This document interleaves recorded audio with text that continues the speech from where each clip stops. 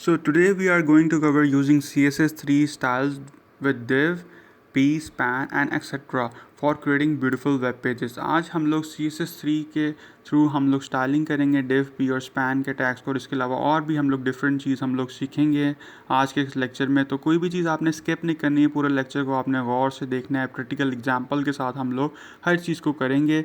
तो चलते हैं अपने टॉपिक की तरफ, अपने लेक्चर की तरफ। तो सबसे पहले हम लोगों ने क्या करना है, सबसे पहले हम लोगों ने एज़ यूजुअल अपना सबलाइन खोलना है, एक फ़ाइल न्यू क्रिएट करनी है और उसे लोकेशन आप लोगों ने डिफ़ाइन करनी है, जहाँ पे भी आपने व्हाटसोएवर जहाँ पे भी आपने उसे लोकेट करना है।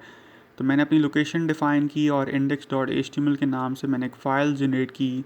उसके बाद मैंने सबलाइन पे आके कंट्रोल एन करके एक और नई फ़ाइल जनरेट की और उसको सेव किया, और वहाँ पे मैंने एक फ़ोल्डर बनाया। मैंने राइट क्लिक करके एक न्यू फ़ोल्डर जनरेट किया और उसका नाम मैंने CSS रख दिया। और उस CSS के फ़ोल्डर के अंदर जाके मैंने style.css की फ़ाइल एक क्रिएट की है अपनी स्टाइल शीट के लिए, ठीक है। और यहाँ पे मैंने एक स्टाइल शीट लिख दिया और इसको मैंने सेव कर दिया है। और देन उसके बाद आते हैं अपनी HTML फ़ाइल के अंदर। HTML फ़ाइल के अंदर हम लोग HTML के टैग्स लगाते हैं और टाइटल के अंदर मैंने लेट्स सपोज इंडेक्स लिख दिया है। टाइटल के टैग के बाद फ़ौरन ही लिंक का टैग लगा है। लिंक के टैग के अंदर CSS कनेक्ट की है, CSS/style.css folder name /file name. उसके बाद बॉडी के टैग के अंदर आते हैं हम लोग। अच्छा जी, तो बॉडी के टैग के अंदर हम लोगों ने क्या करना है, सबसे पहले मैंने बॉडी के टैग के अंदर मैंने एक डिव लगाई है, ठीक है।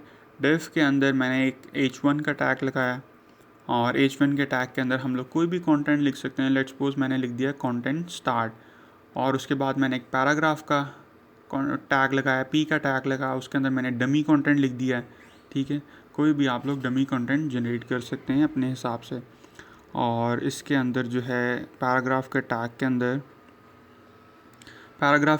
अंदर एक एंकर का टैग लगाया और एंकर को A से डिफ़ाइन किया है। और लिंक कोई डिफ़ाइन था नहीं, लिंक कोई है नहीं मेरे पास, तो मैंने हैशटैग लगा दिया। तो जब भी हमारे पास लिंक होगा हम लिंक लगा सकते हैं, हैश को रिमूव करके कोई भी अपना लिंक पास कर सकते हैं। और नीचे आके थोड़ा सा मैंने एक स्पैन का टैग लगाया है, ओपनिंग और क्लोजिंग टैग लगा दिया स्पैन का, और ये हमारा एक पैराग्राफ बन गया है। और इस पैराग्राफ के बाद मैंने एक h2 का टैग लगाया है और उसके अंदर कोई भी कंटेंट हम लोग लिख सकते हैं, और मैंने लिख दिया है कंटेंट एंड्स। तो एक हमारा h1 का टैग बन गया है, पैराग्राफ का टैग बन गया और एक h2 का टैग बन गया। पैराग्राफ के अंदर हमने डिफरेंट दो और टैग्स लगाए हैं, एंकर का और स्पैन का। और इसको हम फाइल को एक दफ़ा हम सेव कर लेते हैं और साथ ही साथ एक दफ़ा ब्राउज़र में रन करके देखते हैं कि हम लोगों ने क्या चीज़ बनाया, जो चीज़ हमने बनाई है वो अप्लाई हुई है कि नहीं हुई। तो एक दफ़ा ब्राउज़र में हम लोग रन करके देखते हैं फ़ाइल को, और ये रही हमारी आउटपुट। तो आप देख रहे हैं कि ये हमारे टैग्स वगैरह लग गया, हमारी हेडिंग भी आ गई है, h1 का टैग और h2 का टैग भी लग गया है, पैराग्राफ का टैग भी लग गया है, और एंकर का टैग भी आपको डिफरेंशिएट हो रहा है विद डिफरेंट कलर स्कीम के साथ।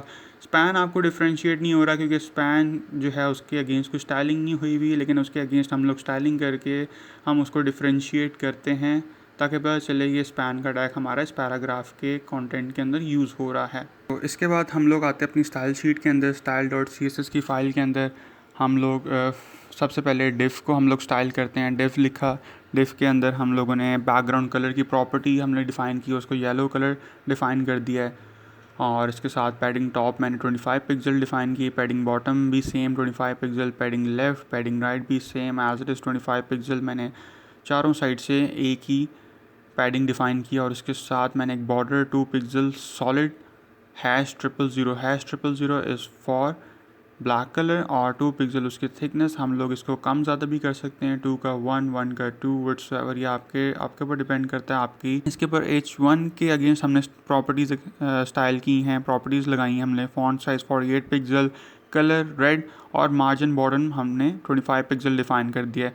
मार्जिन बॉर्डर 25 पिक्सल डिफ़ाइन करने से क्या होगा, हेडिंग के नीचे हमने मार्जिन बॉर्डर डिफ़ाइन कर दिए ताकि हेडिंग 1 और पैराग्राफ के दरम्यान हमारे स्पेस हमें नज़र आ जाए। और इसके बाद h2 हमने फॉन्ट साइज़ 38 पिक्सल और कलर ब्लू डिफ़ाइन कर दिया है, और इसके नीचे हमें मार्जिन बॉटम लगाने की ज़रूरत नहीं क्योंकि इसके नीचे हमारा कोई कंटेंट नहीं आ रहा। उसके बाद उसके बाद हम लोगों ने पैराग्राफ को हम लोग स्टाइल करते हैं। पैराग्राफ के अगेंस्ट हम लोगों ने फ़ॉन्ट साइज़ 18 पिक्सल डिफ़ाइन किया, कलर उसका ब्लैक रख दिया और लाइन हाइट 24 पिक्सल डिफ़ाइन किया। अच्छा, लाइन हाइट होती क्या है? लाइन हाइट होती ये है, दो लाइंस के दरमियान जो स्पेसिंग होती है ना, उसे लाइन हाइट कहते हैं। ठीक है, हम लोग कम ज़्यादा भी कर सकते हैं। ठीक है, मैंने 24 पिक्सल डिफ़ाइन कर दी, एक अपने फ़ॉन्ट साइज़ के लिहाज से एक एवरेजली मैंने 24 पिक्सल डिफ़ाइन कर दी। कि इसके बाद एंकर के टैग को हम लोग स्टाइल करते हैं। फ़ॉन्ट साइज़ 18 पिक्सल रखा है, कलर रेड कर दिया है। और फिर स्पैन में आते हैं। स्पैन को हम लोग प्रॉपर्टीज़ डिफ़ाइन करते हैं। Font size 18 pixel, colour green कर दिया और फ़ॉन्ट स्टाइल उसका इटैलिक कर दिया है, ताकि हमें थोड़ा सा डिफ्रेंशिएट हो हमें पैराग्राफ के अंदर ये हमारा स्पैन लगा हुआ है। तो इसको हम रिफ़्रेश करते हैं ब्राउज़र में जाके और हियर वी गो, हमारी स्टाइलिंग जो है काफ़ी हद तक जो है वो हमें नज़र आ गई है। क्या इसमें एक चीज़ अगर हम देखें तो फ़ॉन्ट साइज़ जो है ना, हमें पैराग्राफ का काफ़ी छोटा नज़र आ रहा है। मतलब इतना छोटा नहीं है, लेकिन थोड़ा सा बड़ा होना चाहिए एक यूज़र एक्सपीरियंस के लिहाज से। तो स्टाइल के अंदर जाके फ़ॉन्ट साइज़ हम लोग पैराग्राफ का, एंकर का और स्पैन का हम लोग 18 से 22 पिक्सल कर देते हैं। और जो स्पैन हमारा लगा हुआ है वो ग्रीन कलर का लगा हुआ है, इतना हमें क्लियर प्रोमिनेंट नहीं हो रहा। उसको जाके जो है ना हम लोग एक प्रॉपर्टी ऐड ऑन कर देते हैं। हम लोग फ़ॉन्ट वेट की प्रॉपर्टी लगा देते हैं, ठीक है, और उसको हम बोल्ड कर देते हैं ताकि प्रोमिनेंट हो जाए थोड़ा स्पैन। तो ये हमारी हमने कुछ टैग्स हमने यूज़ किए थे अपने, और इसके अगेंस्ट हम लोगों ने CSS3 के थ्रू हम लोगों ने स्टाइलिंग हम लोगों ने डिफ़ाइन की है। और आज का टॉपिक हमारा यही था। तो हमारा आज का टॉपिक ये था कि हम लोग CSS3 के थ्रू हम लोग डिफरेंट टैग्स को हम लोग स्टाइल करेंगे, जिसके अंदर हमारे मुख्तलिफ डिफरेंट बहुत सारे टैग्स आते हैं। और उनमें से कुछ टैग्स हमने 5-6 टैग्स को आज हम लोगों ने स्टाइल किया अपने इस लेक्चर के अंदर। तो आगे भी हम लोग और डिफरेंट जो हमारे कमिंग लेक्चर्स आ रहे हैं उसके अंदर भी हम लोग और बहुत सारी चीज़ों को हम सीखेंगे। और कमिंग फ्यू लेक्चर्स के बाद हम लोग एक वेब पेज एक क्रिएट करेंगे, ठीक है, उसका फ्रंट एंड हम लोग क्रिएट करेंगे। तो इन सारी चीज़ों को, इन सारे लेक्चर्स को सम अप करके, तो आगे के फ्यू लेक्चर्स जो हैं आप लोगों ने मिस नहीं करने बिल्कुल भी। और इस लेक्चर में अगर आपको कोई क्वेश्चन है तो ज़रूर पूछिएगा। तो मिलते हैं इंशाल्लाह ताला नेक्स्ट लेक्चर के साथ। तब तक के लिए खुदा हाफ़िज़।